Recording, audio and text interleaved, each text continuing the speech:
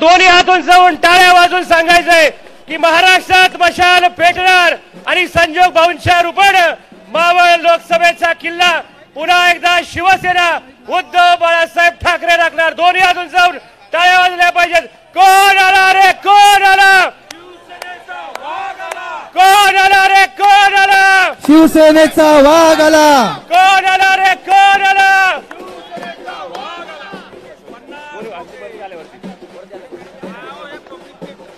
कृपया सहकार्य करा, सहकार्य करा, गर्दी जास्त आहे।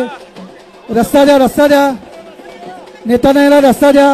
आपल्या शिवसैनिकांनी इथे या, इकडे सगळ्यांनी पुढे फक्त थोडे 10-12 जण जातील पुढे फॉर्म भरण्यासाठी। यानंतर आपले सर्व नेते मंडळी आपल्याला या ठिकाणी मार्गदर्शन करणार आहेत। आदरणीय आदित्य साहेबांचं, त्याचप्रमाणे रोहितदादा पवार आपलं या ठिकाणी मनपूर्वक हार्दिक स्वागत। यानंतर संजोग भाऊ सोबत फॉर्म भरण्यासाठी काही आपली मार्गदर्शक मंडळी कार्यालयात जातील। त्यानंतर या ठिकाणी मी शहराला लाभलेल्या महापौर सुमनताई पवळे ताईंना विनंती करतो आपण व्यासपीठावरती यायचंय। आता मध्ये जे उभे आहेत बसून घ्या, मॅट वरती बसून घ्या। कृपया सहकार्य करा, वरती जास्त कोणाला घेतलं जाणार नाहीये। सहकार्य करा, अजिबात कोणाला सोडू नका। विनंती आपल्या कार्यकर्त्यांनी, शिवसेनेच्या कार्यकर्त्यांनी लक्षात घ्या, विनंती तुम्हाला। नाही नाही, अजिबात नाही, इथे जेवढे दे तेवढेच घ्या। डी मध्ये गर्दी करू नका, सर्वांना विनंती आहे। या बाहेरच्या बाजूला इकडे थांबलेले सर्व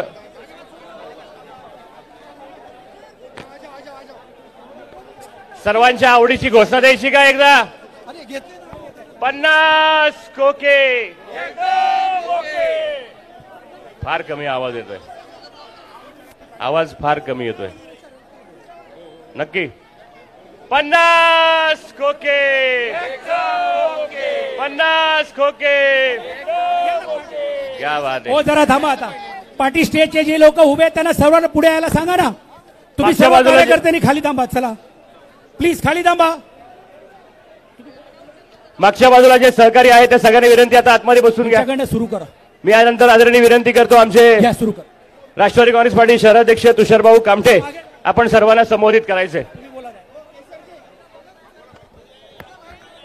लोकसभा 2024 साठी मावळ लोकसभेचे महाविकास आघाडीचे स्टेजच्या मागे त्यांनी कृपया करून उमेदवार माननीय संजोग भाऊ वाघेरे यांच्या फॉर्म भरण्यासाठी उपस्थित चला साहेबांना येऊ द्या। युवा नेते साहेबांच्या मागे कोणी यायचं नाही, या रोडवरती उभे समोरच्या फुटपाथवर या। शिवसेना ताई सभा बघायला आलेले आहेत, आदित्यजी आलेत, रोहित पवारजी आले, सर्वांनी समोर या, सर्वांनी स्टेजच्या समोर या। त्यांच्या समोर असलेले सर्व महाविकास आघाडीचे नेते, आज आपण संजोग भाऊ वाघेरे यांचा इलेक्शनचा फॉर्म भरण्यासाठी उपस्थित आहात। एवढ्या बहुसंख्येने आपण इथे आलात त्याबद्दल महाविकास आघाडीच्या वतीने आपणा सर्वांचे मनापासून स्वागत। रोहित पवार आले, टाळ्याच्या गजरामध्ये आपण त्यांचं स्वागत करूया। बेटा बॅकग्राऊंड म्युझिक द्या जरा। तुमच्या लोकांचा उत्स्फूर्त प्रतिसाद पाहता 4 जूनला संजोग वाघेरे यांची मशाल पेटल्याशिवाय कोणी थांबू शकत नाही व हा संजोग वाघेरेंच्या विजयाची ही नांदी आहे की आज आपण एवढ्या उन्हात स्व इच्छेने उपस्थित झाला, त्याबद्दल महाविकास आघाडीच्या माध्यमातून आपल्या मनापासून आभार। व्यासपीठावर रोहितदादा यांचं आगमन झालेलं आहे। आज या लोकसभेला सामोरे जाताना आपल्या पुढे अनेक प्रश्न आहेत, अनेक अडचणी आहेत। आज ही निवडणूक ही विकासाची नसून ही लोकशाही वाचवण्याची, संविधान वाचवण्याची निवडणूक आहे। या निवडणुकीला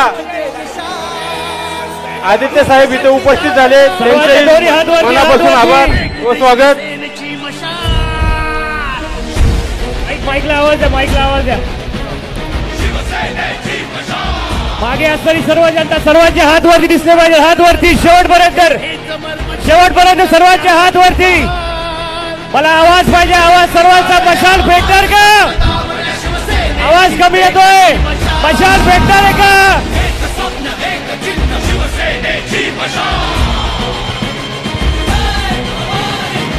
शिवसेना उद्धव तिथली गर्दी कमी करा. ठाकरे 2 मिनिटं म्युझिक बंद करा. म्युझिक बंद करा. 2 मिनिटं. डी मधली गर्दी कमी करा. धक्काबुक्की करू नका. मागच्या बाजूला या सर्वांनी शिस्तीचं पालन आपल्याला करायचंय. विनंती आहे. त्या बाजूला जी गर्दी आहे पत्रकारांना पुढे येऊ द्या. पत्रकारांना फक्त पुढे येऊ द्या. पोलीस प्रशासन सहकार्य करा. ही मीडिया व्हॅन आहे. मीडिया व्हॅनला पुढे जाऊ द्या. सर्व लोक अनिकेत गुलेंना वर पाठवा. अनिकेत गुले. Price on branded men's.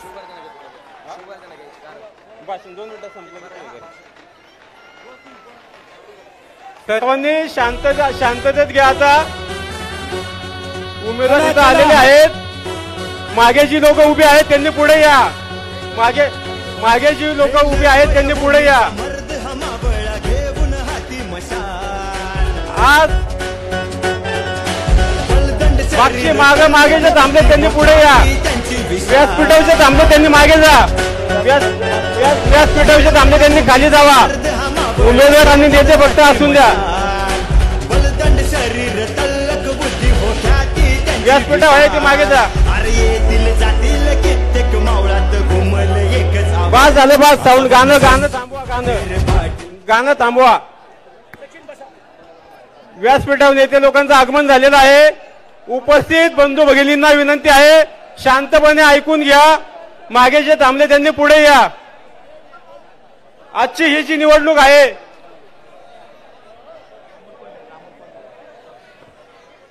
Amolji Kolhe साहेब या ठिकाणी उपस्थित झालेले आहे. त्यांचेही महाविकास आघाडीच्या तर्फे मनापासून स्वागत. आज आपल्याला कल्पना आहे ही जी निवडणूक आहे ही विकासाची नसून लोकशाही वाचवणे, संविधान वाचवण्याची लोकशाही आहे. आणि जी गद्दारी ह्या राज्यामध्ये झालेली आहे त्या गद्दारांना गाडण्याची निवडणूक आहे. आज संजय भाऊंच्या माध्यमातून ही मशाल व तुमच्या साक्षीने तुमच्या मदतीने नक्कीच पेटणार आहे. दादा, या 5 वर्षामध्ये या महापालिकेमध्ये असेल, या राज्यामध्ये असेल, या 2.5 वर्षातला कारभार इथं फक्त भ्रष्टाचार झालेला आहे. या भ्रष्टाचाराच्या माध्यमातून आमच्या पिंपरी चिंचवडमधील सामान्य जनतेचा कर रुपये खूप लूट झालेली आहे. आज त्या भ्रष्टाचाराचा वचपा काढण्याचा, त्याच पद्धतीने लोकशाही वाचवण्याची ही संधी तुमच्या माध्यमातून आम्हाला आलेली आहे.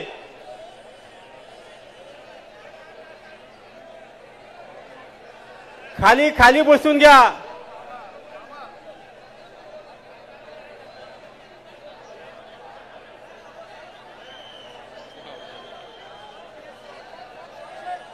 समोर ज्योतिताई आणि सहकारी ज्योतिताई समोर भालके जे आहे त्यांनी खाली बसून घ्या. मागे पण फार बसून घ्या. खाली बसून घ्या. खाली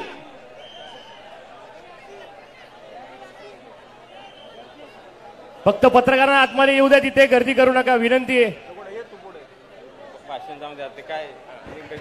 बरं, शिवगर्जना या ठिकाणी होणार आहे.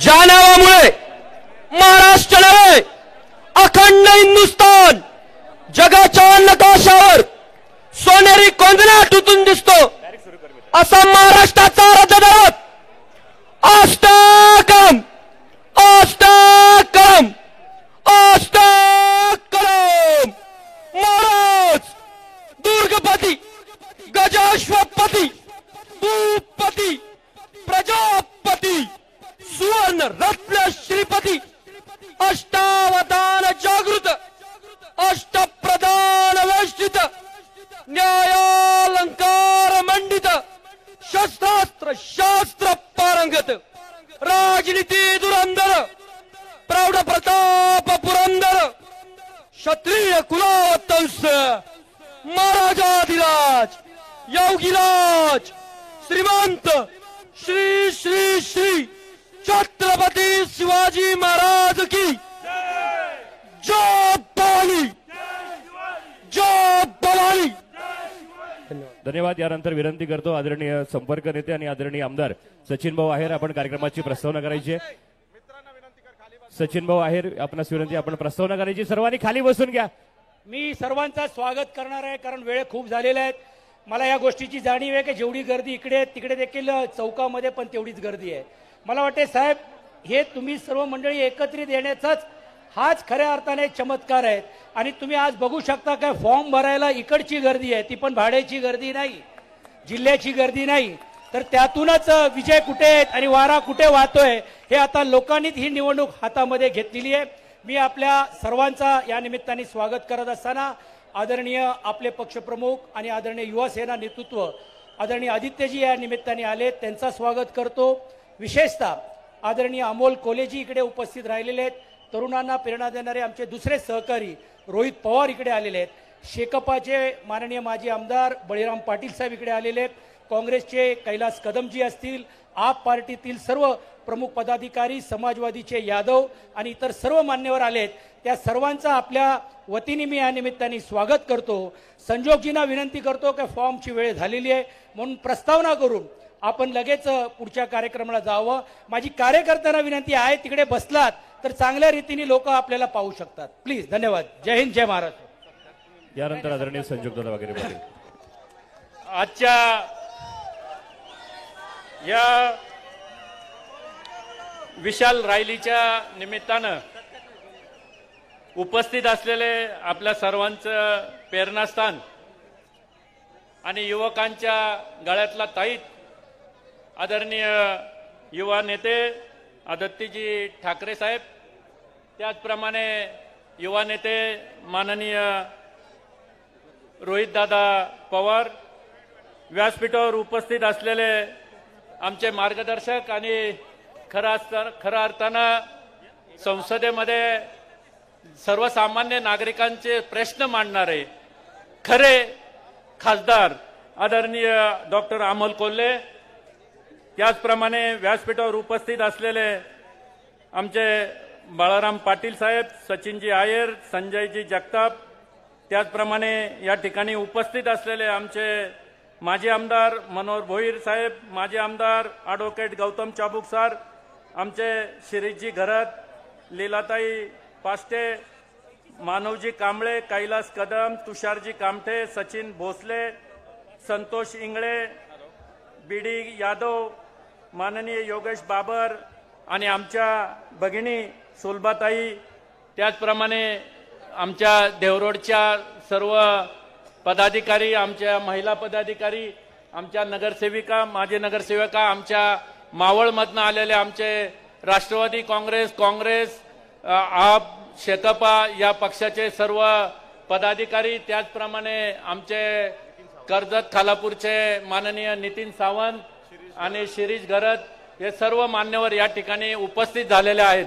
आणि मी सर्वांचं या ठिकाणी साहेब स्वागत करतो.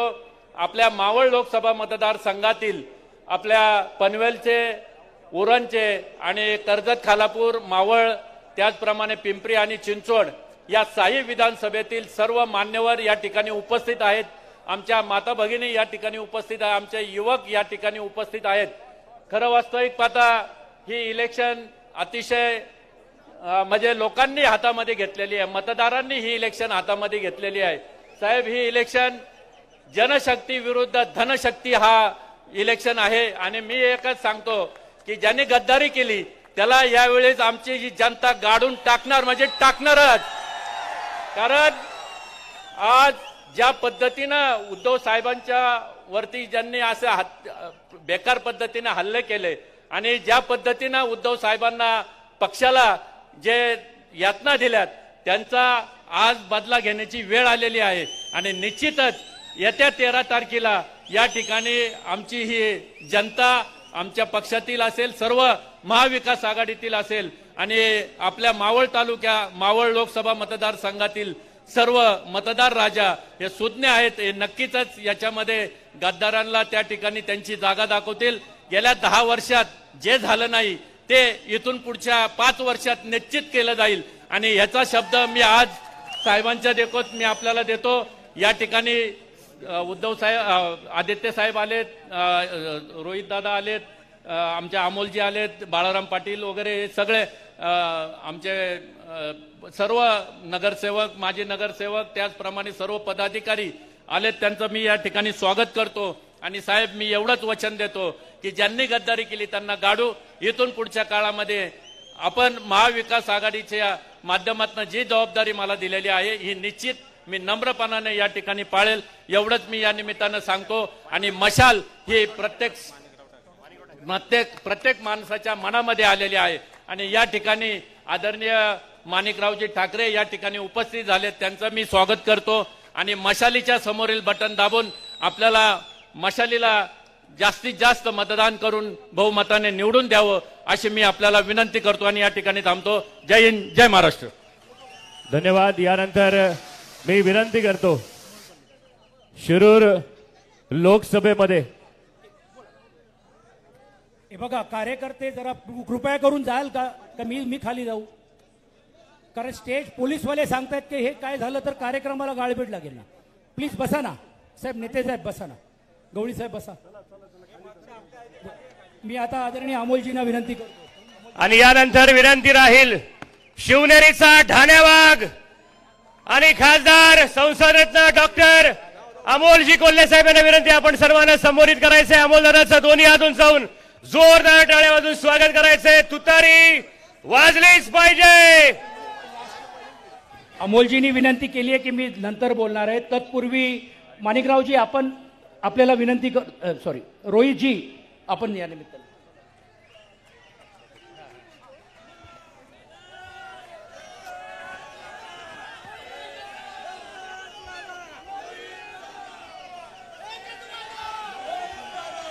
आज आपल्या मावळ मतदारसंघामध्ये परिवर्तन करून दाखवण्यासाठी आणि एका सामान्य कार्यकर्त्याला या स्वाभिमानी भूमीचा पुढचा खासदार करण्यासाठी इथं उपस्थित असणारे, ज्यांनी तेलंगणामध्ये काही जादू केली आणि काँग्रेसला तिथं सत्तेत आणलं, असे ज्येष्ठ नेते माणिकरावजी ठाकरे साहेब, उपस्थित असणारे माझे मित्र आदित्यजी ठाकरे, ज्यांचा आवाज, ज्यांचं भाषण, ज्यांचे विचार हे आपण सर्वजण ऐकण्यासाठी नेहमी वाट बघत असतो, जे आत्ताचे शिरूरचे खासदार आहेत आणि उद्याचे सुद्धा 100% खासदार आहेत, असे अमोलजी कोल्हे, सचिन भाऊ आहिर, तसंच बाळासाहेबजी पाटील, उपस्थित असणारे सर्व पक्षाचे पदाधिकारी, मान्यवर, कार्यकर्ते, पत्रकार, या रॅलीसाठी इथं आलेले सर्व स्वाभिमानी, या भागामध्ये राहणारे नागरिक बंधू आणि भगिनींनो, मावळ भूमीबद्दल आपण जेव्हा विचार करतो तेव्हा आपल्या सर्वांना छत्रपती शिवाजी महाराज त्यांनी केलेलं कार्य, त्यांनी केलेला त्याग आणि त्यांनी निर्माण केलेलं स्वराज्य हे आठवतं.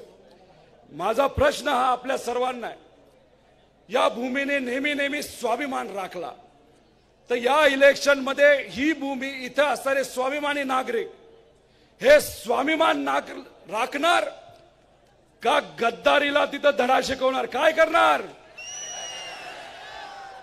काय करणार आपण सर्वजण? अहो, ही लढाई एक विचाराची लढाई आहे. या लढाईमध्ये आपण सर्वजण भाजपच्या आणि त्यांच्या मित्र पक्षाच्या विचारामध्ये तिथं लढत आहोत. आपण पिंपरी चिंचवड या शहराबद्दल जर बोललो, इथं असणाऱ्या लोकांचं मन खूप मोठं आहे. महाराष्ट्राच्या कानाकोपऱ्यातून इथं लोक आली आणि त्या सगळ्यांना, इथं असणाऱ्या लोकांना सामावून घेतलं, सांभाळून घेतलं, आपल्या एका कुटुंबासारखं त्यांना त्या ठिकाणी त्यांना मानलं. हे मोठं मन आपल्या या पिंपरी चिंचवडकरांचं आहे आणि इथं असणाऱ्या स्वाभिमानी लोकांचं आहे. त्यामुळे ही जी लढाई आहे, ज्या लोकांनी गद्दारी केली, ज्या लोकांनी विचार सोडला, ज्या लोकांनी फक्त स्वतःचा विचार तिथं केला आणि मग नेत्यांना सोडलं, लोकांना सोडलं, खऱ्या अर्थाने या इलेक्शन मध्ये आपल्याला त्या लोकांना धडा शिकवायचा म्हणजे शिकवायचा आहे. तुम्ही तयार आहात का? आम्ही ज्या ठिकाणी गेलो त्या ठिकाणी तिथं असणारे लोक तयार आहेत बलाढ्य शक्तीच्या विरोधात लढण्यासाठी, भाजपला त्यांची जागा दाखवण्यासाठी, पण जिथं जिथं गेलो तिथं असताना लोकांचा आवाज, त्या आवाजामध्ये जी ताकद आहे ती फार मोठी आहे. मला तुम्हा सर्वांना इथं विचारायचं आणि तुमच्या आवाजात दाखवून द्यायचे, मावळ लोकसभा मतदारसंघाच्या आवाजामध्ये दाखवायचे, इथली जनता गद्दारीला जागा दाखवणार का नाही दाखवणार? हे इलेक्शन तुम्ही सर्वांनी हातात घेतलं का नाही घेतलं? पुढे जर बलाढ्य शक्ती असेल, आपला आवाज दाबण्याचा प्रयत्न केला जात असेल, पोलिसांचा वापर नाही तर अधिकाऱ्यांचा वापर नाही तर गुंडांचा वापर केला जात असेल, तर त्या सर्व शक्तीच्या विरोधात आपण सर्वजण एकजुटीने संजोग भाऊला आपण खासदार करायचं का नाही करायचं? मग ठरलंय का आपलं? पुढच्यांचं ठरलंय, मागच्यांचं वाटत नाही. मागच्यांचं ठरलंय का हे इलेक्शन ताब्यात घ्यायचं का? अहो गडबड बघा, पलीकडच्या बाजूची थोडीशी गडबड बघा. काल पेपर मध्ये आलेला मी फोटो बघितला, जे आपल्या विरोधात पक्ष आहे, जे उमेदवार आहेत भारणे साहेब, त्यांचा फॉर्म भरण्यासाठी कोण कोण आलं होतं? एकनाथ शिंदे साहेब होते, अजित दादा होते. काही महिन्यांपूर्वी, कदाचित 1 वर्षापूर्वी इथं एक पोट निवडणूक झाली होती. त्या पोट निवडणुकीमध्ये एकनाथ शिंदे साहेब अजितदादांच्या विरोधात बोलत होते, अजितदादा एकनाथ शिंदे साहेबांच्या विरोधात बोलत होते, देवेंद्र फडणवीस साहेब अजितदादांच्या विरोधात बोलत होते. होते का नव्हते? पण आता सोयीचं राजकारण बघा.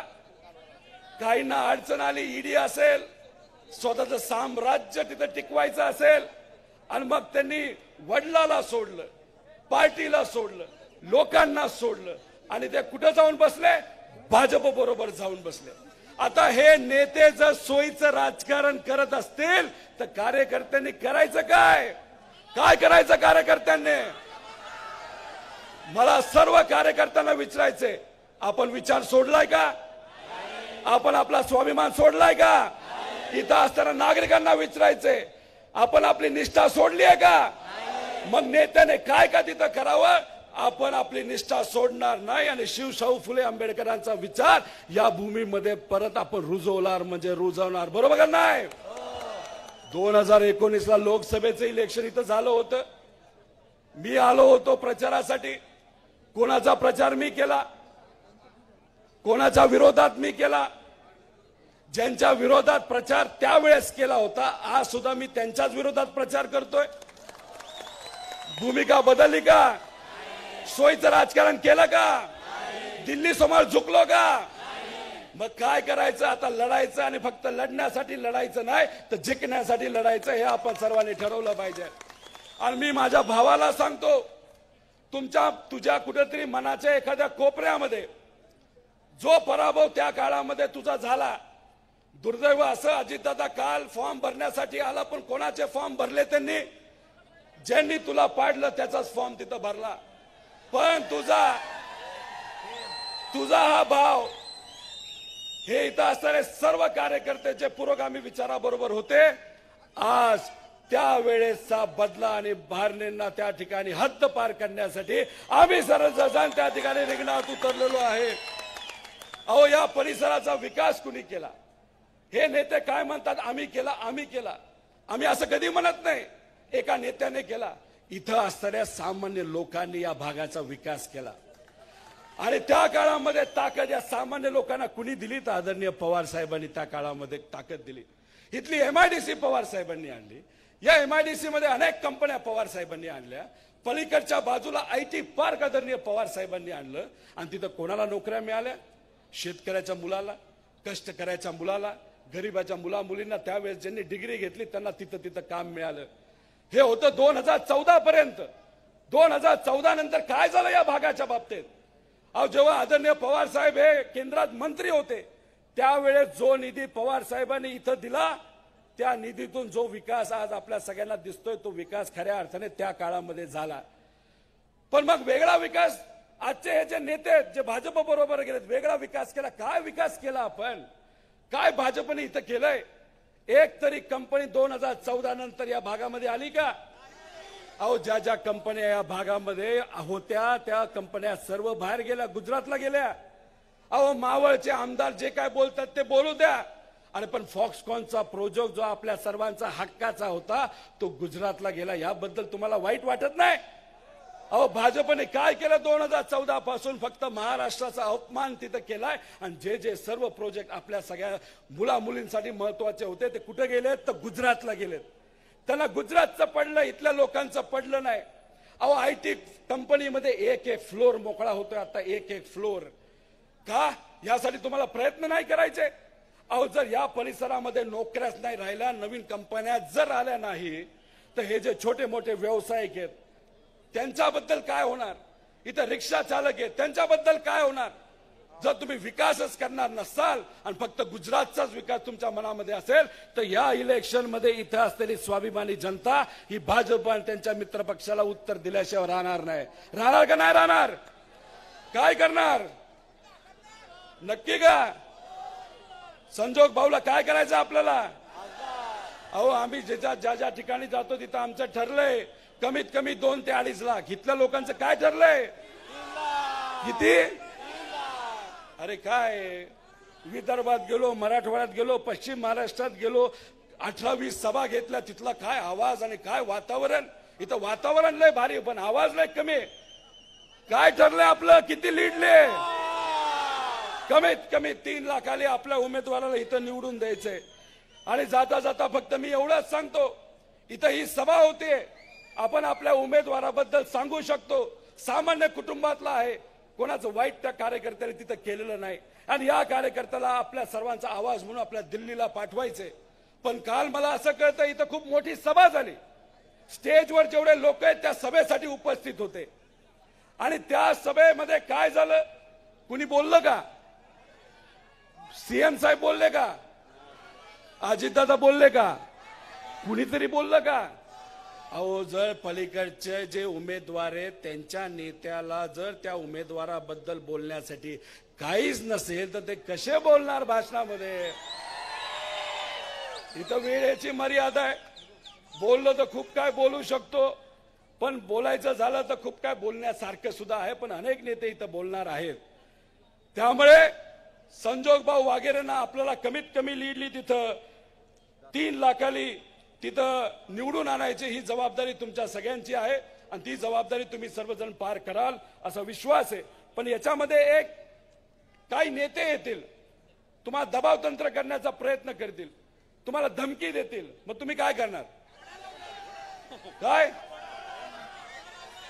काय करणार? मागचे लोक काय करणार? अरे फक्त पिंपरी चिंचवड बद्दल बोलतोय का? मावळ बद्दल सुद्धा बोलतोय? मावळ बद्दल बोलतोय का नाही? मग मावळच्या खालचा भाग जो आपला उरण आणि तो सगळा भाग, तिथले कार्यकर्ते आलेत का? ठरलं का आपलं? त्यामुळे अशाच पद्धतीने या वातावरणामध्ये आपल्याला लढायचंय, विचार जपायचे. जे लोक साहेबांचेच झाले नाहीत, ज्यांना सगळं दिलं, साहेबांना ज्यांनी सोडलं आणि फक्त का साम्राज्य तुम्हाला तिथं टिकवायचं होतं आणि तुम्हाला ईडी आणि ह्याच्यापासून पळायचं होतं. पण मी त्यांना सांगतो, इथली लोक स्वाभिमानी आहेत, इथले कार्यकर्ते गरीब असले तर ते निष्ठावंत कार्यकर्ते आहेत. आणि इथली इलेक्शन सर्व महाविकास आघाडीच्या सामान्य कार्यकर्त्यांनी हातात घेतली. आणि ही इलेक्शन तुम्ही हातात घेतल्यामुळे आपले उमेदवार हे जास्तीत जास्त लीडली इथं निवडून येतील. एवढंच या ठिकाणी सांगतो.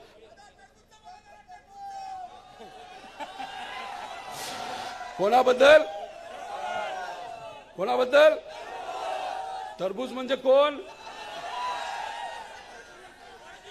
अहो 2014ला सत्तेत आल्यानंतर या महाराष्ट्राची राजकीय संस्कृती जर कुणी कमी केली असेल, खराब केली असेल, त्याला एकच माणूस जबाबदार आहे, देवेंद्र फडणवीस हे जबाबदार आहेत. त्यांना काय पडलं नाही? त्यांना काय पाहिजे? कुटुंब फोडायचे, पार्टी फोडायची, पण सत्तेत यायचे. सत्तेत काय यायचंय? तर गुजरात त्यांना मोठं करायचंय. आणि हे जे गुजरातला तिथं लक्ष देऊन काम करणारे लोक आहेत, हे जे नेते आहेत, त्यांना खऱ्या अर्थाने धडा या काळामध्ये आपल्याला शिकवायचा आहे. त्यामुळे कितीही मोठा अहंकार त्यांच्याकडे असेल, कितीही परत येण्याची इच्छा त्यांना असेल, पण उत्तर आपल्याला द्यायचंय. आणि त्यांनी कितीही इच्छा परत यायची असेल तरी त्यांना घरी बसवायचंय. एवढंच या ठिकाणी सांगतो आणि थांबतो. जय हिंद, जय महाराष्ट्र. यानंतर माजी आमदार आदरणीय बाळाराम पाटील साहेब आपल्यास विनंती करतो, आपण सर्वांना संबोधित करायचंय.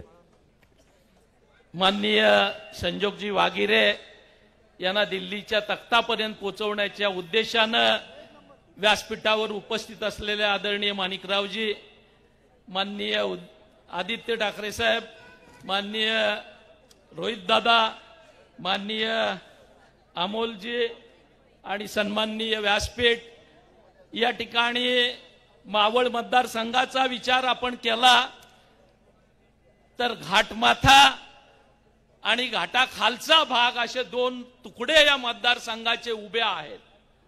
आपल्या समोर महाराष्ट्राचं उद्याचं नेतृत्व या व्यासपीठावर उपस्थित आहेत. मी आपला फार वेळ घेणार नाही.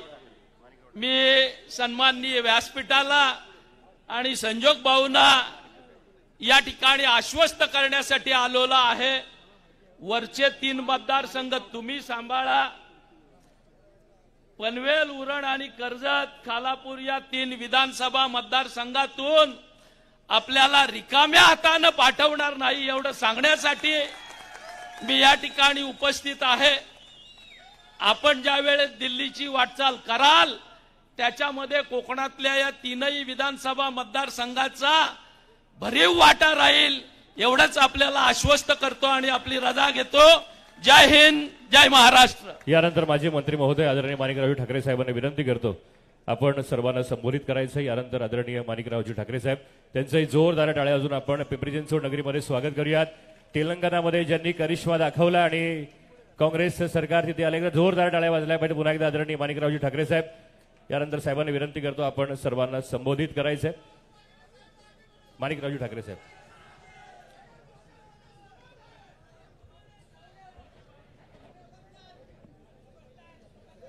महाविकास आघाडी इंडिया फ्रंटचे मावळ लोकसभा मतदारसंघाचे सन्माननीय उमेदवार संजोग भाऊ वागेरेजी, मंचकावरील शिवसेनेचे नेते आदित्यजी ठाकरे साहेब, सन्माननीय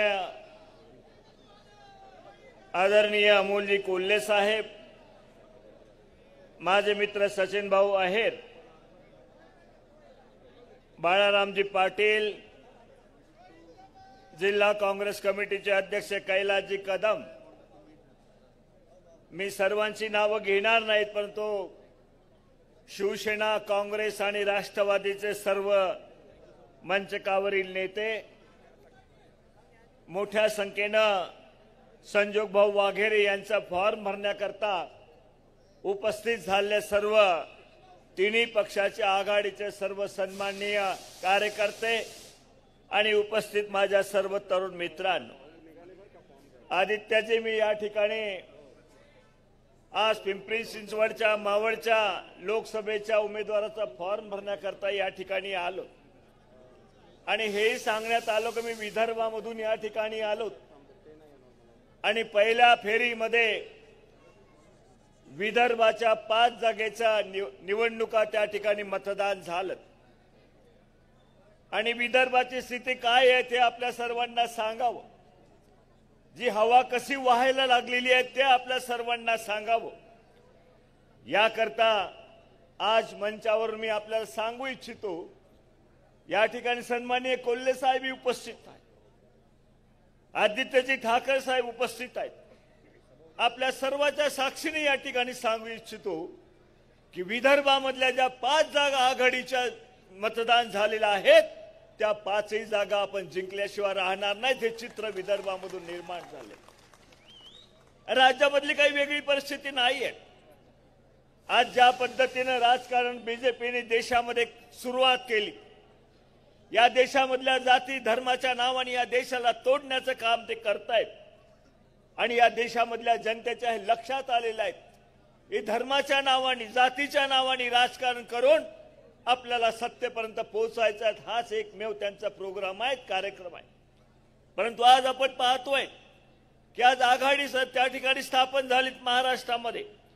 इंडिया आघाडी म्हणून संपूर्ण देशामध्ये आपण पाहतोय, सगळ्या राज्यामध्ये ज्या जनता आहेत ती सर्व जनता आज इंडिया आघाडीच्या सोबत असल्याचं चित्र जागोजागी आपल्या सर्वांना दिसून येते. जसं जसं निवडणुकीचं मतदान त्या ठिकाणी पार पडेल, पहिल्या दुसऱ्या 7 फेऱ्यांचं, त्यामुळे आपल्या सर्वांच्या समोर चित्र निर्माण होईल की इंडिया आघाडी देशामध्ये केंद्रामध्ये सत्तेमध्ये आल्याशिवाय राहणार नाही. ते चित्र आज संपूर्ण देशामध्ये निर्माण झालेले. आपण आपली जबाबदारी आहे. आज विदर्भामधल्या 5ही जागा मी या ठिकाणी आदित्यला सांगू इच्छितो की आपल्या मराठवाड्यामधल्या जागा असेल, माझ्या ठिकाणी सुद्धा त्या ठिकाणी आमच्या शिवसेनेचे नेते संजय भाऊ देशमुख आहेत. हिंगोलीचे त्या ठिकाणी उमेदवार आमच्याच जिल्ह्यामध्ये आहेत आणि बाजूचे सुद्धा जे उमेदवार आहेत ते आपल्या शिवसेनेचे जरी असेल परंतु ते आजच जिंकलेली आहेत, हे या ठिकाणी मी आपल्याला खात्रीने सांगतो.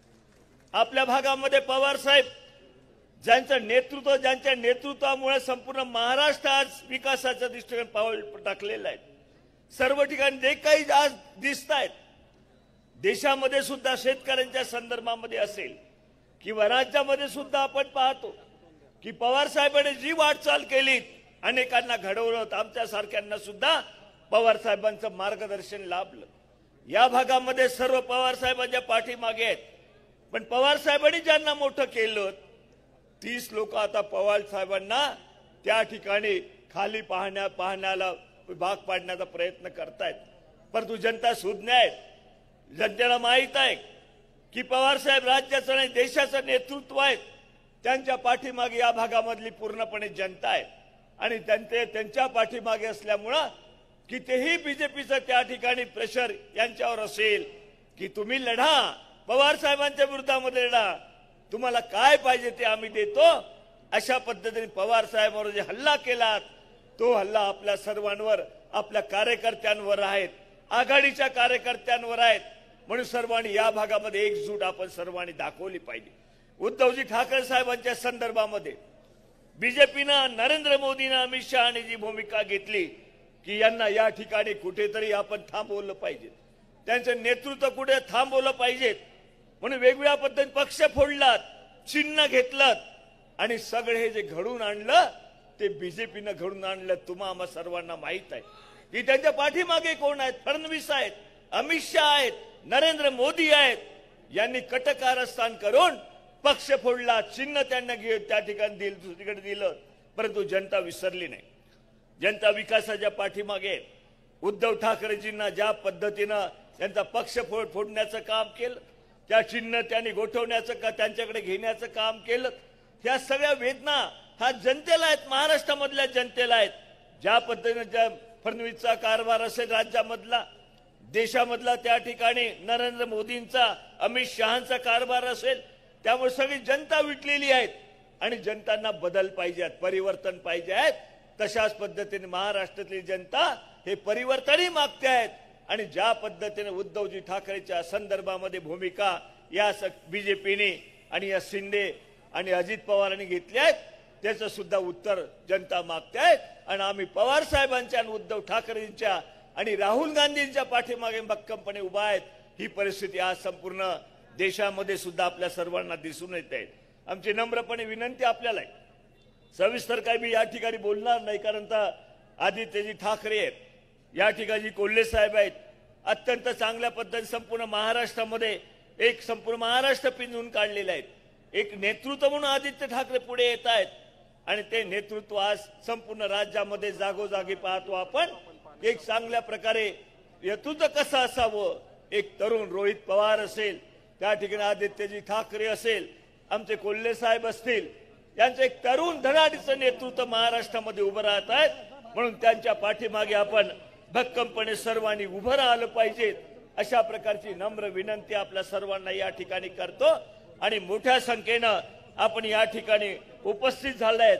संजोग भाऊ वगैरे यांना आपण प्रचंड मताधिक्याने सर्वांनी निवडून द्यावं आणि आपले मशाल चिन्ह जे आहेत त्या मशाल चिन्हाच्या समोरचं बटन आपण दाबावं, अशा प्रकारची कळकळीची विनंती आपल्या सर्वांना करतो आणि ह्या निमित्ताचे माझे 2 शब्द संपवितो. धन्यवाद. जय हिंद, जय महाराष्ट्र. आणि यानंतर विनंती करतो, अबकी बार आम्हाला माहित नाही पण अबकी बार अमोल कोल्हे खासदार दादाला विनंती करतो आपण सर्वांना संबोधित करायचंय. यानंतर डॉक्टर अमोलजी कोल्हे. आदिशक्ती तुळजाभवानी, उभे हिंदुस्थानचा आराध्य दैवत छत्रपती शिवाजी महाराज आणि छत्रपती शिवाजी महाराजांनी या महाराष्ट्रातल्या मातीतल्या माणसाला जगावं कसं हे शिकवल्यानंतर याच मातीतल्या माणसाला शेवटच्या श्वासापर्यंत लढावं कसं हे शिकवणारे छत्रपती संभाजी महाराज यांच्या पवित्र स्मृतींना अभिवादन करतो। मराठी मानाचा मानबिंदू हिंदू हृदय सम्राट शिवसेना प्रमुख बाळासाहेब ठाकरे यांना मानाचा मुजरा करतो। आज महाविकास आघाडी इंडिया आघाडीचे अधिकृत उमेदवार माझे मित्र माझे स्नेही संजोगजी वाघेरे पाटील यांच्या उमेदवारी अर्ज दाखल करण्याच्या या सभेसाठी उपस्थित असणारे आज महाराष्ट्र संघर्षाच्या दृष्टीने ज्या एका युवकाकडे प्रेरणा म्हणून पाहतो ते शिवसेनेचे नेते मान्य आदित्यजी ठाकरे,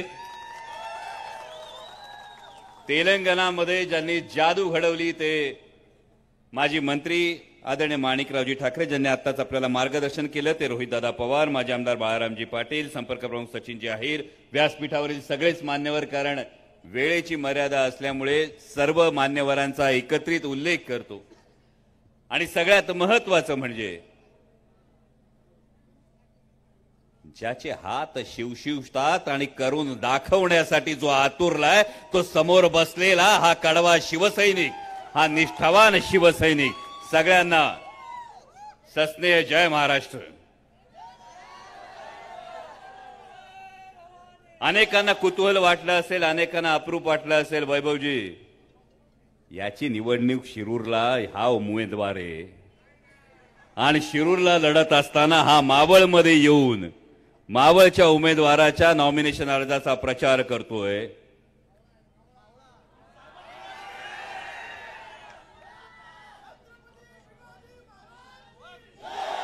जी थोडीशी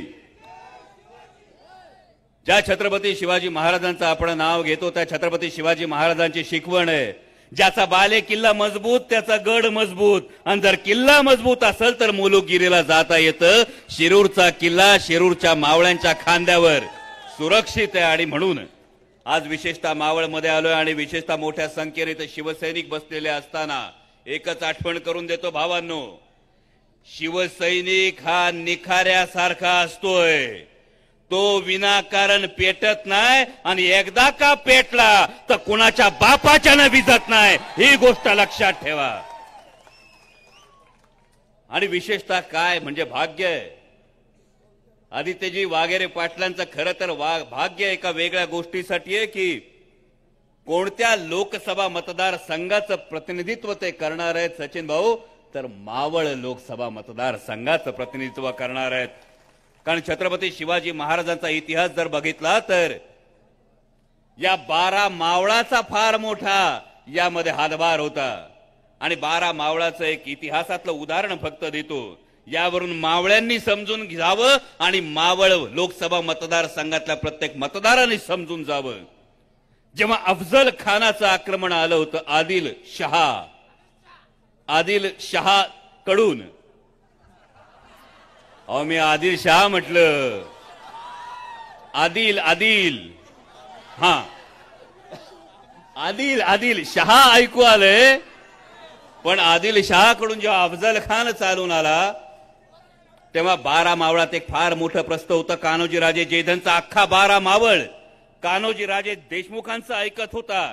कान्होजी राजांना फरमान आलं, आजकाल वेगळी फरमानं येतात, त्या काळात फरमान आलं होतं अफजल खानाची साथ द्या नाहीतर तुमच्या घरादारावरून नांगर फिरविल। आजकाल वेगळी फरमानं येतात आणि लोकांच्या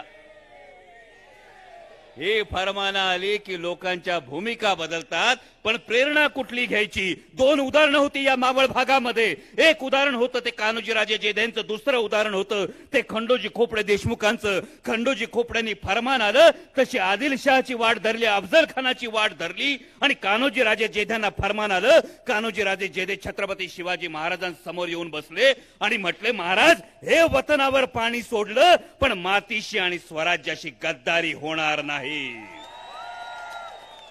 आज जेव्हा इतिहास सांगितला जातो तो खंडोजी राजे खोपडे देशमुखांचा नाही, कान्होजी राजे जयध्यांचा सांगितला जातो, या स्वराज्य निष्ठेचा सांगितला जातो। हे माझ्या मावळांनी लक्षात ठेवलं पाहिजे. आज विलक्षण दिवस आहे. खरं तर मगाशी रोहित दादा बोलताना पिंपरी चिंचवडच्या विकासाविषयी जेव्हा बोलत होते तेव्हा एक गोष्ट आठवली. आमच्याकडे एकदा एक गाव जेवण झालं असं आमची आजी सांगते. सुलभाताई लय मोठं गाव जेवण होतं, लय मोठ्या पंक्ती बसल्या होत्या. हे अशी लांबच्या लांब पंगत, जो तो कौतुक करत होता. अरे काय पंगत, काय पंगत. आणि कोणाला कळलंच नाही स्वयंपाक कोण करत होतं. स्वयंपाक करणारा जो वयस्कर ज्येष्ठ आचारी होता तो कसलीही पर्वा न करता स्वयंपाक करत होता. पण त्यांनी विचार केला वाढपी दुसरे असावेत. पंक्तीला वाढपी भलतेच वाढत होते आणि पंगत उठल्यानंतर जो तो वाढप्याला नमस्कार करत होता. पिंपरी चिंचवड शहराच्या बाबतीत विकासाच्या बाबतीत आचारी कोण होता आणि पंगत वाढणारे वाढपी कोण होते एवढी गोष्ट मात्र लक्षात ठेवा. आणि आजचा विलक्षण आजचा दिवस आहे. आज खरं तर चैत्र पौर्णिमा आहे. खंडोबारायाचे अनेक ठिकाणी उत्सव साजरे केले जात आहेत. आज हनुमान जयंती आणि आज छत्रपती शिवाजी महाराजांची पुण्यतिथी आहे. पण छत्रपती शिवाजी महाराजांनी या मातीला सगळ्यात मोठी देण दिली ती स्वाभिमानाची देण दिली. ही गोष्ट लक्षात ठेवा. खंडेरायाचा आज आपण उत्सव साजरा करतो. या खंडेरायानं मणी आणि मल्ल या दोन दैत्यांचा, या दोन असुरांचा वध केला. त्या पद्धतीनं महागाई आणि बेरोजगारी या मणिमल्लाला जर नष्ट करायचं असेल तर खंडेराय प्रसन्न होणार आहे. आणि तिसरी आज हनुमान जयंती आहे. विशेषतः हनुमान जयंतीच्या शुभेच्छा देताना लक्षात ठेवा रावण सुद्धा बलदंड होता, रावण सुद्धा ज्ञानी होता, रावण सुद्धा राजा होता, रावण सुद्धा प्रचंड शक्तिशाली होता. या रावणानं हनुमंताला बंदिवान केलं होतं. या हनुमंताला बंदिवान केल्यानंतर हनुमंत रायाच्या शेपटीला आग लावून त्याला अद्दल घडवण्याचा रावणाचा प्रयत्न होता. पण आज हनुमंतरायाला अभिवादन करत असताना त्या हनुमंतरायांनी शेपटीला आग लावल्यानंतर त्या शेपटीची मशाल केली आणि रावणाची लंका दहन केली. ही मशाल भावांनो लक्षात ठेवा. आणि त्यामुळे आता बळकट पंजामध्ये स्वाभिमानाची मशाल पेटवायची, विजयाची तुतारी फुंकायची. आम आदमी पक्ष असेल, राष्ट्रवादी काँग्रेस शरदचंद्रजी पवार पक्ष असेल, काँग्रेस पक्ष असेल, शेतकरी कामगार पक्ष असेल, माझ्या भावानं हात जोडून कळकळीची विनंती आहे. ही निवडणूक फक्त दोन उमेदवारांची नाही, ही निवडणूक फक्त दोन पक्षांची नाही. जो जो या देशाला, जो जो या मातीला आपली माता मानतो, जो जो या देशाला आपली मातृभूमी मानतो, त्या प्रत्येकाची ही निवडणूक आहे. आणि त्यामुळे मला फोन आला नाही, मला मेसेज आला नाही, मला बोलवणं आलं नाही. या कुठल्याही अडचणीमध्ये राहू नका, हात जोडून विनंती करतोय. कारण मैदान जंग में किसी को बुलाया नहीं जाता, जिसका खून खौलता है वो खुद ब खुद चला आता है. आणि हे जर केलं, जाता जाता एवढंच सांगतो, एक सकाळ आहे या मावळ लोकसभेत उगवणार आहे. ज्या दिवशी गद्दारी काढली जाईल, गद्दारांना धडा शिकवला जाईल, त्या दिवशीच्या सकाळी सगळं क्षितिज हे भगवा असेल. आणि त्या भगवाच्या क्षितिजा अडून, भगव्या शाली अडून एक थरथरणारा रुद्राक्षाची माळ घेतलेला हात हा आशीर्वादासाठी उभा राहील. त्या आशीर्वादासाठी आणि ती गद्दारी गाडण्यासाठी ही मशाल प्रज्वलित करा. आणि पुढचे 13 तारखेपर्यंत तुमच्यातला प्रत्येक जण संजोग वाघेरे पाटील असेल, तुमच्यातला प्रत्येक जण हा मशाल धरणारा शिवसैनिक असेल. या मशालीच्या चिन्हासमोरचं बटन दाबून संजोग वाघेरे पाटील यांना प्रचंड बहुमतानं विजयी करा, एवढीच कळकळीची विनंती करतो आणि थांबतो. धन्यवाद. जय शिवराय. आणि यानंतर विनंती करतो, खऱ्या अर्थानं मुंबई कोणामुळे हरतीये?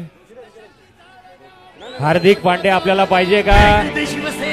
जोरदार टाळ्या वाजवून स्वागत करायचे आदरणीय आदित्य साहेब ठाकरे.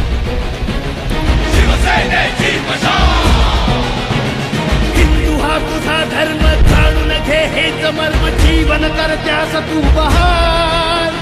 दुष्ट शक्ती जाळण्या, मार्ग स्पष्ट दाबण्या, शिवसेनेची पेटली. जय महाराष्ट्र. मला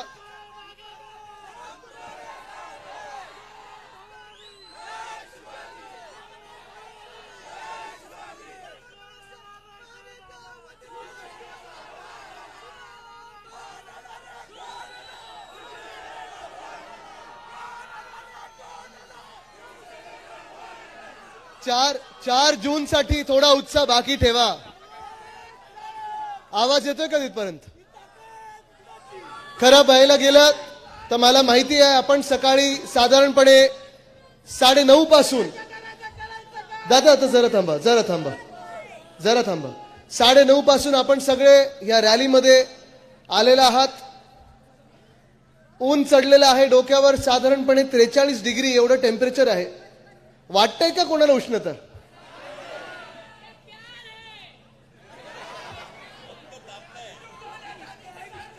तापलं इथे चटके त्यांना बसतायत. पण आज आपण सगळे पाहत आहात जे वातावरण इथे बनलेलं आहे. आणि मला वाटतं सगळ्यांची जी भाषणं झाली आमची आधीचे सगळे वक्ते बोलल्यानंतर प्रश्न हाच पडतो, जो तुमचा रिस्पॉन्स बघून हा प्रश्न पडतो की अजून काही प्रचार करण्याची गरज आपल्याला राहिली आहे का? संजोग भाऊ आता फॉर्म भरायला गेलेले आहेत. मी त्यांना कानात हेच सांगितलं की फॉर्म तुम्ही भरून घ्या, चूक कुठे होणार नाही एवढं बघून घ्या. कारण जिंकवण्याची जबाबदारी ही आता लोकांनी घेतलेली आहे, मावळ मतदारसंघाने घेतलेली आहे. थोडा हा स्पीकर इथे वळून घे ना, मला ऐकून येतं नाही थोडंसं. नाही असं उलटा प्लीज. हा बस थँक्यू. मी जास्ती वेळ बोलणार नाहीये कारण मला माहिती आहे आपण कोणी जेवलेलं नाहीयेत ना नाश्ता केलाय. नाही असं नाही, निवडणूक महत्वाची आहे, अजून काही दिवस आपल्याला आहेत. मी सर्वांनाच विनंती करीन की आपण स्वतःची सगळ्यांनी काळजी घ्या. सचिन भाऊंना मी खास धन्यवाद देतो कारण आज जो मंच त्यांनी उभारलेला आहे इथे आम्हाला उन्हात ठेवले पण तुम्हा सर्वांना सावलीत ठेवलेलं आहे. आणि हाच शब्द मी तुम्हाला देतो की शिवसेना उद्धव बाळासाहेब ठाकरे पक्ष आणि उद्धव साहेबांची जी शिकवण आहे आम्हाला की आपण कितीही उन्हात असलो तरी आपले कार्यकर्ते आणि आपल्यावर जे प्रेम करतात, आपला महाराष्ट्र आहे ना नेहमी सावलीत ठेवलं पाहिजे. आपण त्यांची काळजी ही पहिली घेतली पाहिजे. कोविडच्या काळात देखील आपण हेच बघितलं. आणि ही निवडणूक आपल्या सगळ्यांचं इथे मी स्वागत करत असताना एवढ्यासाठीच तुम्हाला अभिनंदन देत आहे की ह्या ऐतिहासिक क्षणाचे आपण नुसतं साक्षीदार नाही आहात, आपण तो इतिहास घडवणारे इथे मतदार उभे आहात. कारण इतिहास हा घडणार आहे आणि देशात परिवर्तन होणार आहे हे लिहून घ्या तुम्ही. देशात परिवर्तन घडणार आहे. भाजपचं सरकार बसत नाही. आतापर्यंत आपण ऐकत आलो होतो पहिल्या 1-2 आठवड्यांमध्ये अनेकदा आपण प्रचार पाहिलं असाल, ऐकलं असाल 400 पार.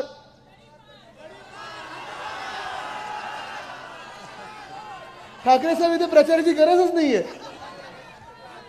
कारण जो नारा आपण दिल्लीत दिला होता, उद्धव साहेबांनी दिल्लीत जाऊन सांगितलं होतं अब की बार, हे सगळीकडे आता दिल्लीपर्यंत पोहोचलेलं आहे.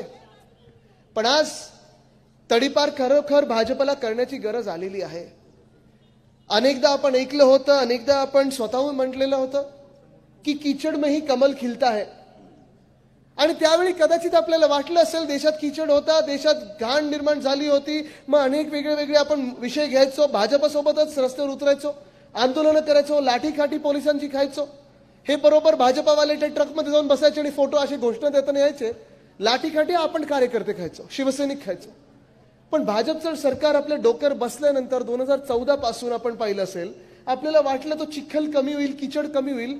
चिखल काय सगळीकडे कीचड फेकत चालू आहे. एकामेकांना चिखल लावतात, दुसऱ्यावर चिखल फेकतात आणि चिखल फेकल्यानंतर मग ऑफर येते. ते कोण शहाची ऑफर तेव्हा कोणाची आली होती? आता कोणाची येते हो? तसाच राहिलाय आणि मागचं आडनाव पण तसंच राहिलंय, जॉईन और जेल.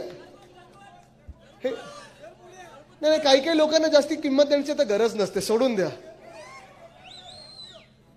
पण महत्वाची गोष्ट हीच आहे, जॉईन और जेल ही जी काही पॉलिसी सगळीकडे आली आहे. तुमच्यावर चिखल आम्ही फेकू आणि चिखल तुमच्यावर फेकल्यानंतर तुम्हाला तो चिखल धुवून काढायचा असेल तर भाजपा वॉशिंग पावडरमध्ये 10 वर्षामध्ये जी चांगली राज्य चालली होती, जी राज्य प्रगती करत होती, तिथे एक तर स्वतःचे यांचे मुख्यमंत्री यांनी बदललेले आहेत, कोणतरी भलतंच यांनी डोक्यावर बसवलेलं आहे.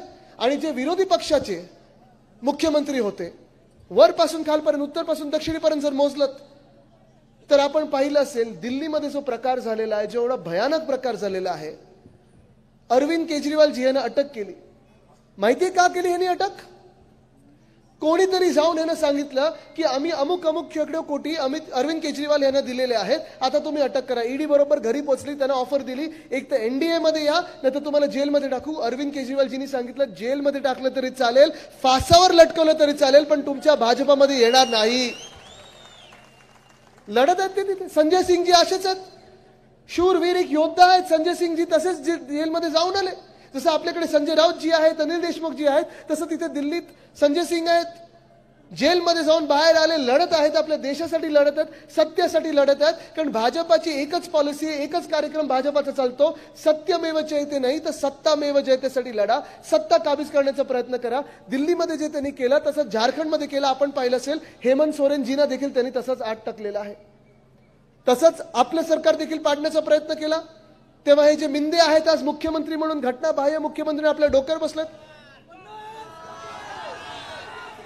अवकाळी सरकार म्हणून आपल्या डोक्यावर बसलेले आहेत. त्यांना पण ऑफर दिली होती जॉईन ऑर जेल. त्यांचं कॅशचं गोडाऊन सापडलं होतं, इन्कम टॅक्सची धाड पडली होती. त्यांना सांगितलं येताय की टाकू आतमध्ये. मग ते लगेच रडायला लागले दाढी खाजवत. आणि मग 20 मेला उद्धव साहेबांनी येऊन सांगितलं होतं, वर्षा बंगल्यावर अमोलजी त्यांनी येऊन सांगितलं होतं की मला हे धमकवत आहेत, मला आता जेलमध्ये जाण्याची हे माझं वय नाहीये, मी काय करू साहेब, मला हे आत टाकतील, तुम्ही काहीतरी करा, भाजपसोबत चला, आम्ही आत जाऊ. हे सगळं रडगाणं झालेलं तिथे. आणि हे सगळं झालं कारण काय आहे, आपण एक पॉलिसी बघितली आहे भाजपची असते, खोटं बोला पण रेटून बोला. मिंदे गँगची एक पॉलिसी आहे, खोटं बोला पण रडून बोला. एवढाच फरक आहे दोघांमध्ये, खोटं बोलतच असतात.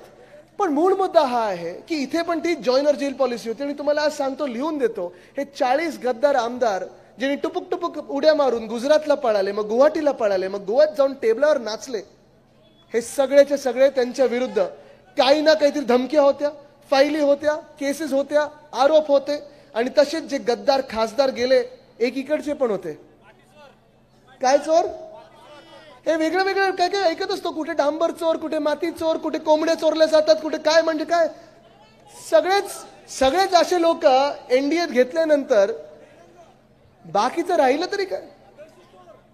पण मुख्य गोष्ट ही आहे, तुम्हाला सांगायला मी इथे आलेलो आहे की आज देशात जेव्हा जेव्हा तुम्हाला सांगितलं जाईल की 400 पार भाजपा करत आहे, तुम्ही सांगा कदाचित चंद्रावर करत असेल, आमच्या भारत देशात 400 काय 200 पार पण भाजप करणार नाही.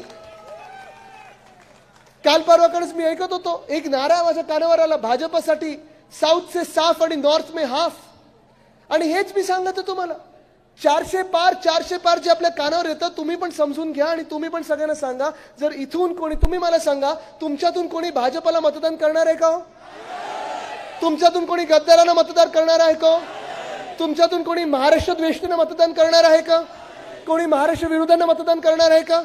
म्हणजे मावळची सीट आपली आहे ना, शिरूरची सीट आपली आहे ना, पुण्यातली सीट आपली आहे ना, बारामतीची सीट आपली आहे ना. मग 400 पार येतात तरी कुठून? आणि हेच तुम्हाला सांगायला मी इथे आलेलो आहे. खूप वेळा तुम्हाला भ्रमात टाकलं जातं की अरे तुम्ही तुमचं मतदान भाजपच्या विरोधात का करताय, तुमचं मत फुकट जाईल. तुमचं मत फुकट जाणार नाही. तुमचं एक बोट हे इतिहास घडवणार आहे. केंद्र सरकार हे बदलणारं तुमचं मत असणार आहे, हे तुम्ही लक्षात घेणं गरजेचं आहे. आज आपण पाहत आहोत की या देशामध्ये प्रत्येक जण हा त्रस्त आहे, हैराण झालेला आहे. मला जास्ती वेळ बोलायचं नाही, जेव्हा भाषण करायची वेळ आपली सभा येईल तेव्हा सांगणार आहे. पण आज जर छोट्या काही शब्दांमध्ये आपल्याला पटवून द्यायचं असेल की विकास कसा झालेला आहे किंवा नाही, आणि कोणाचा झाला आणि कोणाचा नाहीये, आणि बदल कुठे घडणार आणि तुम्ही तो बदल कसा घडवणार, जरा इथे जरा थोडी चुळबुळ कमी करा ना. हे कॅमेरा वगैरे नंतर लावा प्लीज. विकास कोण घडवणार आहे, विकास कोण घडवणार नाही, तर तुम्हाला आज उदाहरण द्यायला इथे मी आलोय. जानेवारीच्या महिन्यामध्ये केंद्राचा अर्थसंकल्प आला होता. केंद्राचा अर्थसंकल्प जेव्हा सादर केला गेला तेव्हा निर्मलाताई सीतारामन यांनी सांगितलं की आता आम्हाला नवीन शोध लागलेला आहे की ह्या देशात 4 जाती आहेत. माहिती कुठच्या जाती त्यांनी सांगितलं? त्यांनी सांगितलं 4 जाती, ह्या म्हणजे गरीब, शेतकरी, युवा आणि महिला. या 4 जाती आहेत, 4 वर्ग या देशामध्ये, बाकी कोणी नाही. आणि आता आम्ही यांची सेवा करणार. म्हणजे तुम्ही विचार करा, 10 वर्षाचं बहुमताचं सरकार चालवल्यानंतर ह्यांना कळतं की हे 4 वर्ग आपल्या देशात आहेत. आणि जर ह्या 4 वर्गांचा तुम्हाला पाढा वाचायचा असेल, 4 वर्गांचा अभ्यास करायचा असेल, हे 4च्या 4 वर्ग आपल्या मावळ मतदारसंघात आहेत ना. शेतकरी आहेत, महिला आहेत, युवा आहेत, गरीब आहेत. चला आता आपण प्रत्येकाला विचारायला सुरू करूया, इथे शेती कोणाची? जरा हात वरती करून दाखवा मला. सगळ्यांची शेती आहे? तुम्ही मला सांगा, या गेल्या 2-2.5 वर्षामध्ये तुम्ही शेतकरी म्हणून या महाराष्ट्रात जगू शकता का? जगणं परवडतं का? शेतमालाला भाव आहे का? जर तुम्हाला आज मी विचारलं की तुम्हाला तुमची पुढची पिढी म्हणजे माझ्या वयाची मुलं असतील, रोहितच्या वयाची मुलं असतील, तेजस्वी यादव आहेत, ते देखील बिहारमध्ये लढत आहेत, आमची जी पिढी आहे म्हणजे तुमची पुढची पिढी, तुमची मुलं मुली, तुम्हाला असं वाटतं का तुमच्या पुढच्या पिढीने शेतीत यावं आणि कृषी क्षेत्रात यावं, शेती करावी? वाटतं तुम्हाला कोणाला? का नाही वाटत हो? परवडत नाही. अजून शेतकऱ्याला भाव मिळत नाही, शेतमालाला भाव नाही. नैसर्गिक जीएसटी, कितीचा जीएसटी हो खतावर? 18% आहे, बरोबर आहे. अजून काही तिथून सांगू शकाल का? गेल्या 2-2.5 वर्षामध्ये जेव्हा जेव्हा अवकाळी पाऊस झालाय, जेव्हा जेव्हा गारपीट झालेली आहे, सततचा पाऊस लागलाय, दुष्काळ असेल, ओला दुष्काळ असेल किंवा दुष्काळ असेल, या सरकारमधून, या गद्दार गँगच्या मिंदी गटाच्या सरकारमधून एक तरी मंत्री तुमच्या शेतावर कधी आलाय का? आलाय? कधी दिसलंय? कृषी मंत्र्याचं नाव माहितीये का? 2 वर्षात 2 कृषी मंत्री बदललेले आहेत. पण माणिकराव ठाकरे साहेब, आपण देखील, आपण स्वतः दोघेही यवतमाळमध्ये फिरत होतो, बुलढाण्यात आहे, हिंगोलीत आहे, सगळीकडे जिथे जिथे प्रचार केला. महाराष्ट्राच्या प्रत्येक जिल्ह्यातून, प्रत्येक कानाकोपऱ्यातून शेतकरी एकच सांगतो, शेतमालाला भाव नाही, फर्टिलायझर किंवा खत आम्हाला परवडत नाही, आम्हाला जे काही मार्केट आहे तसं मिळत नाही. आणि गेल्या 2-2.5 वर्षामध्ये एकदा सुद्धा या सरकारकडून मदत मिळालेली नाहीये. हे मी खोटं बोलतोय का? खरं बोलतोय ना मी? जर मी खरं बोलत असेल तर प्रत्येक शेतकऱ्याला जर हे वाटत असेल तर तुम्ही मला सांगा, या राज्यातल्या शेतकऱ्याला हे सरकार, केंद्रातलं भाजपाचं किंवा राज्यातलं भाजपाचं सरकार पुढची 5 वर्ष परवडणार आहे का? आज शेतकरी आत्महत्या वाढायला लागलेल्या आहेत. ज्या ज्या जिल्ह्यात मी सांगतो, मला सगळे शेतकरी सांगतात की जे उद्धव बाळासाहेब ठाकरे या व्यक्तीने आम्हाला कर्जमुक्ती दिलेली होती 2 लाखापर्यंतची, ती कर्जमुक्ती हक्काने मिळाली, आमच्या खात्यापर्यंत आली. महाविकास आघाडीचं जेव्हा सरकार होतं तेव्हा शिवसेना, राष्ट्रवादी काँग्रेस, इतर मित्र पक्ष, शेकाप वगैरे आम्ही सगळेच एकत्र होतो. तेव्हा जेव्हा जेव्हा अवकाळी पाऊस झाला असेल, गारपीट झाली असेल, कोविडच्या काळात देखील आम्हाला मदत मिळाली. पण या गद्दारांच्या राजवटीत आम्हाला एकदा सुद्धा मदत मिळाली नाही. आणि हेच चित्र देशभरात आहे. हेच चित्र जेव्हा दिल्लीकडे मोर्चाने घेऊन निघाले होते आपले सगळे शेतकरी बांधव, मग ते उत्तर प्रदेश मधले असतील, बिहार मधले असतील, हरियाणातले असतील, पंजाब मधले असतील, चंदीगड मधले असतील, ह्या सगळ्या शेतकऱ्यांना रोखण्यासाठी केंद्र सरकारनी, भाजपा सरकारनी, होय भाजपा सरकारनी लाठ्या चालवल्या होत्या. पोलीस आणि सैन्य बल तिथे लावलं होतं. जे लडाखमध्ये जे चायना घुसतं ना, त्याच्या विरोधात लावायला पाहिजे होतं, पण चायनावर बोलण्याची हिंमत नाही. म्हणून आमच्या शेतकऱ्यांना अर्बन नक्सल आणि माओवादी बोललं जातं, अतिरेकी बोललं जातं, खलिस्तानी बोललं जातं. हे आज दुर्दैव आहे. ज्या शेतकऱ्यांना बाजूला बसून मंत्रिमंडळात घेऊन ऐकणं गरजेचं होतं, त्यांच्या मागण्या पूर्ण करायच्या होत्या, जी वचनं तुम्हीच दिली होती 2 वर्षापूर्वी ती मान्य करायची होती, जो MSP देणं गरजेचं होतं स्वामीनाथन आयोगाप्रमाणे, ते न देता लाठीकाठी, ड्रोन मधून अश्रुधूर चालवला गेला, गोळीबार केला गेला. हे सरकार तुम्ही पुन्हा एकदा निवडून देणार का? आज मी तुम्हाला विचारतोय. या भाजपाला तुम्ही मतदान करणार का? बघा, म्हणजे एक वर्ग, एक मोठी जात, शेतकरी आज भाजपासोबत नाहीये. चला पुढे जाऊया, युवांकडे वळूया. आज युवा वर्ग जो आहे, जो 20ला असेल, 30ला असेल, 40ला असेल, ह्या सगळ्यांना आज मी विचारत आहे, महाराष्ट्रात तुम्ही गेली 5 वर्ष बघितलेली आहेत. कोविडचा काळ बघितला होता, तेव्हा कोविडच्या काळात अक्षरशः संवेदनशील प्रमाणे आपण सगळं हाताळत होतो.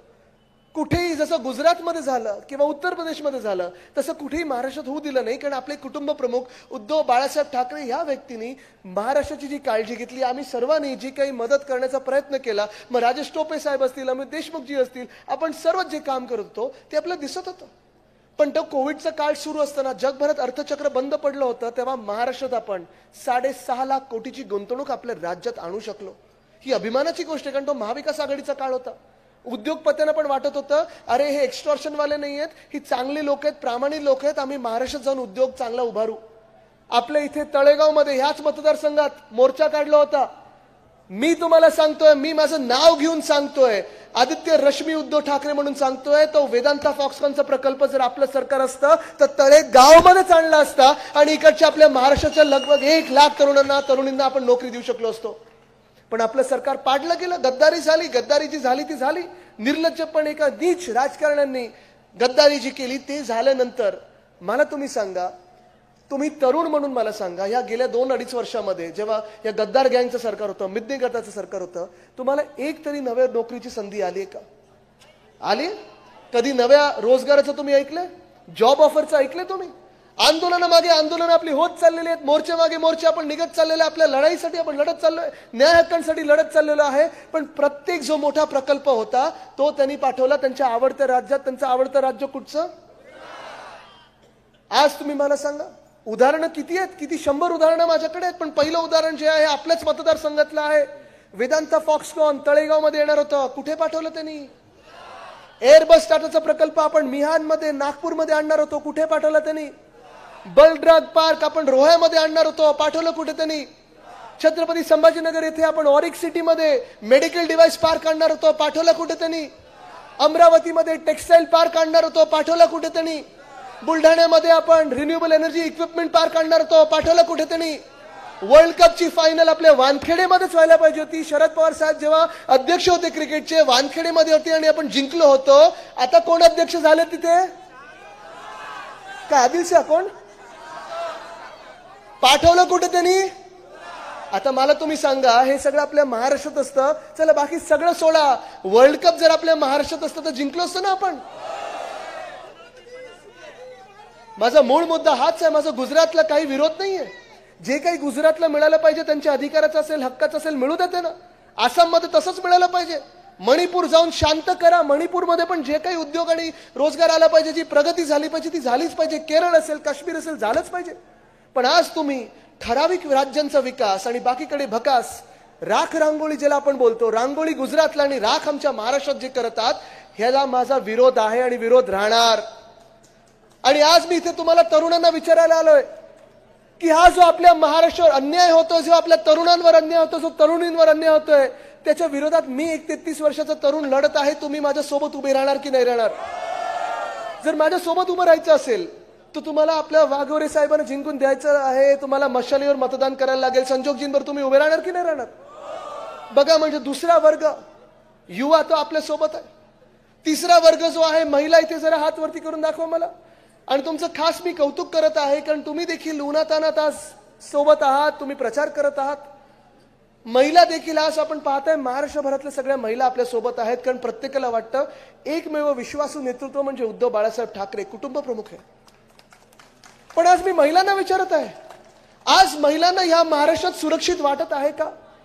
2 मंत्री असे आहेत, एक मंत्री असे आहेत अमोलजी, ज्यांनी कॅमेऱ्यांसमोर सुप्रियाताईंना, चला महिला नेते आहेत, त्या खासदार आहेत, 1 मिनिट विसरून जा, एवढ्या घाणेरड्या शिव्या दिलेल्या आहेत.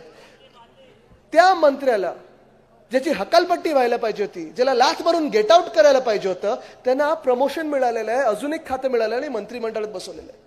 दुसरे मंत्री आहेत ज्यांच्यावर भयानक आरोप झालेले, उद्धव साहेबांनी त्यांना काढून टाकलेलं होतं मंत्रिमंडळातून, त्यांना देखील डोक्यावर बसवलेलं आहे. ज्या राज्यामध्ये गुंड त्या मंत्र्याला जाऊन रील करतात, ज्या राज्यामध्ये अनेक वेगळ्या वेगळ्या गँग येतात, त्या गँगनं जाऊन नेते किंवा त्यांची मुलं जाऊन भेटत असतात, सेल्फी काढतात, अशा राज्यामध्ये तुम्हाला सुरक्षित वाटतंय का? वाटू शकतं का? आज महिला देखील बोलत आहेत की आम्हाला बदल घडवायचा आहे. कारण ज्या देशामध्ये जो भाजप पक्ष आहे, बिल्किस बानो नावाच्या बाईवर काही वर्षांपूर्वी रेप झाला होता, भयानक रेप झाला होता. तो रेप होत असताना, तो अत्याचार होत असताना तिथे तिच्या डोळ्यासमोर तिच्या 3 वर्षाच्या मुलीला चिरडलं गेलं होतं आणि मारून टाकलं होतं, जिवंत मारून टाकलं होतं, तसंच चिरडलं होतं डोळ्यासमोर. आणि त्या रेपिस्टना जेव्हा सुप्रीम कोर्टाने सजा सुनावली, त्या अत्याचारी लोकांना जेव्हा सुप्रीम कोर्टाने सजा सुनावली, ज्यांना जन्मठेप झाली होती, गुजरातच्या कैदेत ठेवलं होतं, गुजरातच्या भाजप सरकारने त्यांना प्रचाराच्या वेळी बाहेर काढलं. ते अत्याचारी लोकांच्या आरत्या ओवाळल्या, हार घातले मंत्र्यांनी आणि प्रचारात फिरवलं. अशा पक्षाला तुम्ही निवडून देणार आहात का? वंदनीय हिंदुराष्ट्र सम्राट बाळासाहेब ठाकरेंनी आपल्याला एकच शिकवण दिलेली आहे, कुठच्याही राज्यात असो, त्या बिल्किस बानोची जातपात धर्म कुठचंही असो आणि हे रेप करणारे आहेत त्यांची जातपात धर्म कुठचंही असो, जातपात धर्म न बघता जो रेप करतो, जो अत्याचार करतो त्याला फाशीच झाली पाहिजे, हे आपल्याला वंदनीय बाळासाहेब ठाकरेंनी शिकवलेलं आहे. पण आज महिला वर्ग देखील विचार करत आहे की आम्ही भाजपला मतदान करायचं तर का करायचं. आज चौथा जो वर्ग आहे, जो गरीब, म्हणजे आपण सगळेच आता आपण पाहिलं गेलं तर एकाच आपण वर्गात आलेलो आहोत. कारण आज या देशात जगणं कोणाला परवडत आहे का तुम्ही मला सांगा. जी आपल्याला खुशाली वाटत होती की इंडिया देश आपला पुढे चाललेला आहे, प्रगती करत आहोत, ठीक आहे, काही शेअर मार्केट वरती चाललेत, काही यांचे मित्राचे जे कोण उद्योगपती आहेत ते पुढे चाललेले आहेत. पण आज तुम्ही मला सांगा, जीडीपी म्हणजे अर्थतज्ञांचं जीडीपी नाही, आपलं जीडीपी, गॅस, डिझेल, पेट्रोल हे परवडणारं राहिलंय का. गॅस 2014ला कितीला होता, आता किती झालाय ते भाजपला जाऊन सांगा. गॅस 400 पार झाले, तिथे जाऊन पहिलं बघा किती झालाय गॅस, 1200. डिझेल कितीला होतं 2014 मध्ये, आता कितीला आहे. पेट्रोल कितीला होतं, आता कितीला आहे. तेव्हा आपल्याला सांगितलं होतं डॉलरची बराबरी आपण रुपयाने करू. डॉलर कितीला आहे, $1 86 रुपयाला आहे, 87 रुपयाला आहे. म्हणजे किती खोटं बोलायचं, किती रेटून बोलायचं, किती बोलत जायचं. आज आपण पहा या देशामध्ये भाजपचा जो प्रचार वळलेला आहे, ना शेतकऱ्यांसाठी कोणी बोलत आहे, ना महिलांसाठी कोणी बोलत आहे, ना तरुणांसाठी कोणी बोलत आहे, ना पेपर फुटीची होत आहे.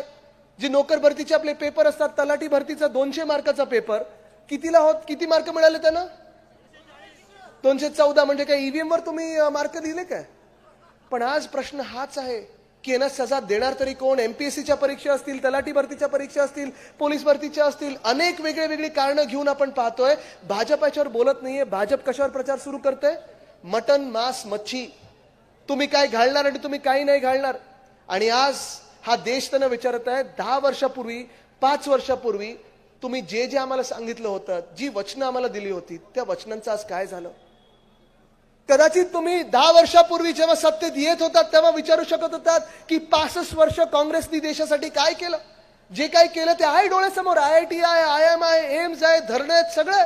आणि जिथे विरोध करायचा होता आपण सगळ्यांनी केलेला आहे. जिथे 1 रुपया वाढला तर भाजप रस्त्यावर यायचं, भारत बंद करायचं. आज किती रुपयाने डिझेल वाढले, किती रुपयाने पेट्रोल वाढलेलं आहे हे आपण पाहत आहोत. भाजप आज कुठे आहे हा प्रश्न विचारण्याची वेळ आलेली आहे. आज 10 वर्ष तुमचं बहुमताचं सरकार आल्यानंतर तुम्ही नोटाबंदीवर बोलत नाही, तुम्ही डिमॉनिटायझेशनवर बोलत नाही, 15 लाख तुम्ही आणणार होतात प्रत्येकाच्या खात्यामध्ये त्याच्यावर बोलत नाही, शेतकऱ्याचं उत्पन्न दुप्पट करणार होतात त्याच्यावर बोलत नाहीयेत, प्रत्येकाला घर, प्रधानमंत्री आवास योजनेत तुम्ही 2022 पर्यंत देणार होतात, मिळालंय कोणाला ह्याच्यावर बोलत नाहीयेत. पण कशावर बोलतायत, नेहरूंनी काय केलं आणि इंदिराजींनी काय केलं हे मान्य आहे तुम्हाला. आज तुम्ही मला सांगा, आज प्रचार कशावर व्हायला पाहिजे होता. जे 10 वर्षात तुम्ही कामं केली, जे 10 वर्षात तुम्ही काहीतरी लोकांसाठी केलं असेल. पण आज भाजपची यशोगाथा जर एका गोष्टीत असेल ती अशी गोष्ट आहे की इथे प्रत्येकाला वाटतं माझं भलं झालं नसेल तरी कोणाचं तरी झालेलं आहे, माझं भलं झालं नसेल तरी ह्या क्राऊडमध्ये कोणाला तरी 15 लाख कोणाच्या तरी खात्यात आलेत. आणि म्हणून आज मी तुम्हाला परत एकदा विचारत आहे, ह्या सगळ्या खोटारडेपणाला बाजूला ठेवून सत्य परिस्थितीसाठी आपण जे लढत आहोत तुम्ही आमच्या सोबत उभे राहणार की नाही. जे संविधान भाजपला बदलायचं आणि हे मी सांगत नाहीये ना, आम्ही कोणी सांगत आहे, भाजपच्या 5 ते 6 उमेदवारांनी सांगितलेलं आहे, पंकजाताईंनी स्वतः सांगितलेलं आहे संविधान आम्हाला बदलायचं, संविधान भाजपला बदलायचंय. ते का बदलायचं हे तुम्हाला सगळ्यांना माहिती आहे. पण संविधान जर बदलायचं असेल, आपण सगळे आंबेडकर प्रेमी जनता त्याला विरोध करणार की नाही. आज आपल्याला हा जर बदल घडवायचा असेल तर आपल्याला घरोघरी जाऊन सांगायला लागेल आपले उमेदवाराचं नाव. आणि तुम्ही मला सांगा उमेदवाराचं नाव काय, आपला उमेदवार कोण आहे, आपला उमेदवार कोण आहे, आपला उमेदवार कोण आहे. आणि जर संजोग भावना जिंकवायचं असेल तर आपलं चिन्ह कुठचं, आपलं चिन्ह कुठचं, आपलं चिन्ह कुठचं, आपलं चिन्ह कुठचं, आपलं चिन्ह कुठचं. आपल्याला जर देशात जो अंधकार पसरलेला आहे तो दूर करायचा असेल तर एकमेव आपलं चिन्ह असेल ते म्हणजे ह्या मतदारसंघात मशालीला मतदान करा आणि या देशातला अंधकार आहे तो दूर करूया. धन्यवाद. जय हिंद, जय महाराष्ट्र, वंदे मातरम. पुन्हा एकदा आदरणीय आदित्य साहेबांचं दोन्ही हातांचं आपण आभार मानूया. साऊंड एक म्युझिक झालं पाहिजे. बाबू साहेब यानंतर बाबूजी नायर आणि विनंती थोड्यामध्ये आभार मानायचे. सर्वांचे दोन्ही हात उंचावून आपण विश्वास दाखवूयात आणि चित बाबांना यंदा मशाल पेटूयात. आपल्या सर्वांच्या साक्षीनं हा संवाद या ठिकाणी संपन्न झाला. सर्वांना आता विनंती आहे, जाताना शिस्तीचं पालन करायचंय. पोलीस प्रशासनाला आपण सहकार्य करूयात. पायऱ्याच्या जवळची गर्दी कृपया कमी करा. पोलीस प्रशासनाला सहकार्य करायचंय. आमचे आदरणीय सावंत साहेब, बांगर साहेब या सर्वांना सहकार्य करा. जी पोलीस यंत्रणा या ठिकाणी आहे त्यांना सहकार्य करायचंय.